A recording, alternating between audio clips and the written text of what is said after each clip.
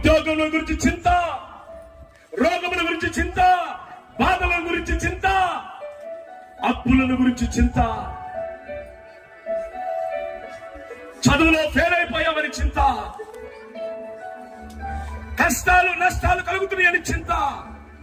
ఈ రాత్రి దేవుడు నీతో చెప్తున్నా, మీకున్న చింతను బట్టి నలిగిపోతున్న వారులారా ఒక్కసారి ఆకాశ పక్షులను చూడండి. వాటిని పోషిస్తున్నాడు దేవుడు, వాటి చింతను తీరుస్తున్నాడు దేవుడు. మీ చింత యావత్తును కూడా దేవుడు తీరుస్తాడు. వాటిని పోషిస్తున్నాడు దేవుడు, మిమ్మల్ని కూడా పోషిస్తాడు. దేవుడు నిన్ను సంరక్షించాలి అంటే, దేవుడు శ్రేష్టమైన గోధుమలతో నిన్ను తృప్తిపరచాలి అంటే ఒకే ఒక పనులు చేయాలి. ఆకాశ పక్షులు ఏం చేస్తా ఉన్నాయి? అవి స్తుతిస్తా ఉన్నాయి. ప్రభా స్తుతించే కృప నాకు దయచేయండి అయ్యా. చెప్పండి అన్న, చెప్పండి. ప్రభా స్తుతించే కృప నాకు దయచేయండి. యేసయ్యా, ఈ వాక్యాన్ని ప్రకటించే కృప నాకు దయచేయండి.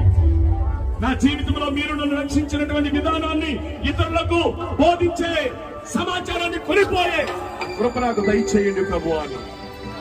ప్రభువా, కాలం ఎరిగి జీవించే కృప నాకు దయచేయండి ప్రభువా అని ప్రార్థన చేద్దాం. ప్రభువా, మీకు వందనాలు చెల్లిస్తూ ఉన్నాను.